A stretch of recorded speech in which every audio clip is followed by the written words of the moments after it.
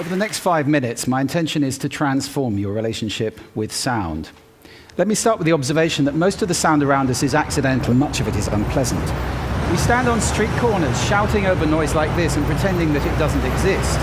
Well, this habit of suppressing sound has meant that our relationship with sound has become largely unconscious. There are 4 major ways sound is affecting you all the time, and I'd like to raise them in your consciousness today. First is physiological. Sorry about that, I've just given you a shot of cortisol, your fight-flight hormone. Sound's affecting your hormone secretions all the time, but also your breathing, your heart rate, which I just also did, and your brain waves. It's not just unpleasant sounds like that do it. This is surf. It has a frequency of roughly 12 cycles per minute. Most people find that very soothing, and interestingly, 12 cycles per minute is roughly the frequency of the breathing of a sleeping human.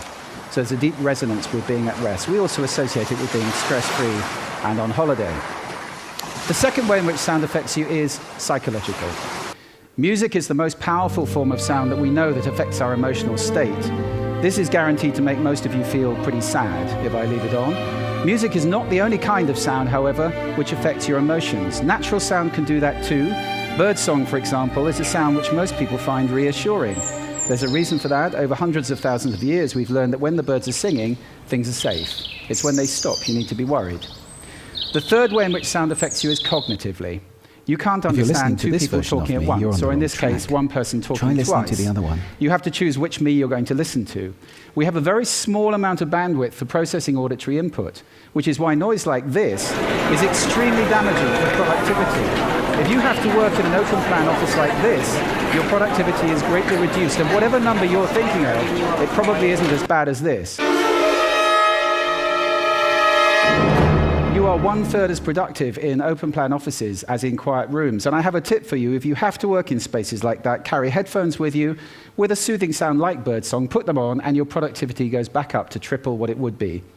The fourth way in which sound affects us is behaviorally. With all that other stuff going on, it would be amazing if our behavior didn't change. So ask yourself, is this person ever going to drive at a steady 28 miles per hour? I don't think so.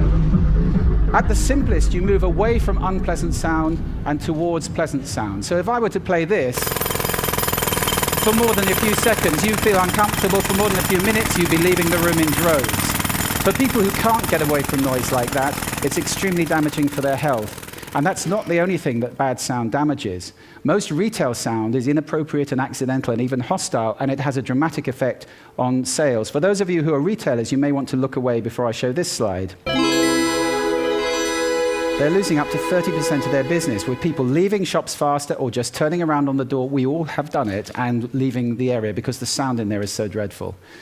I want to spend just a moment talking about the model that we've developed, which allows us to start at the top and look at the drivers of sound, analyze the soundscape, and then predict the 4 outcomes I've just talked about, or start at the bottom and say what outcomes do we want, and then design a soundscape to have a desired effect. At last, we've got some science we can apply, and we're in the business of designing soundscapes.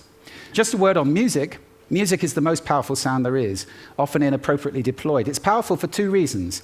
You recognize it fast, and you associate it very powerfully. I'll give you 2 examples. Most of you recognize that immediately. The younger, maybe not. And most of you associate that with something. Now, those are 1-second samples of music. Music is very powerful, and unfortunately, it's veneering commercial spaces, often inappropriately. I hope that's going to change over the next few years. Let me just talk about brands for a moment, because some of you run brands. Every brand is out there making sound right now. There are 8 expressions of a brand in sound. They're all important, and every brand needs to have guidelines at the center. I'm glad to say that is starting to happen now. You all recognize that one. This is the most played tune in the world today. 1.8 billion times a day, that tune is played, and it costs Nokia absolutely nothing. Just leave you with 4 golden rules for those of you who run businesses for commercial sound. First, make it congruent, pointing in the same direction as your visual communication. That increases impact by over 1,100%. If your sound is pointing in the opposite direction, incongruent, you reduce impact by 86%. That's an order of magnitude up or down. This is important. Secondly, make it appropriate to the situation. Thirdly, make it valuable. Give people something with the sound. Don't just bombard them with stuff. And finally, test it and test it again. Sound is complex. There are many countervailing influences. It can be a bit like a bowl of spaghetti. Sometimes you have to just eat it and see what happens.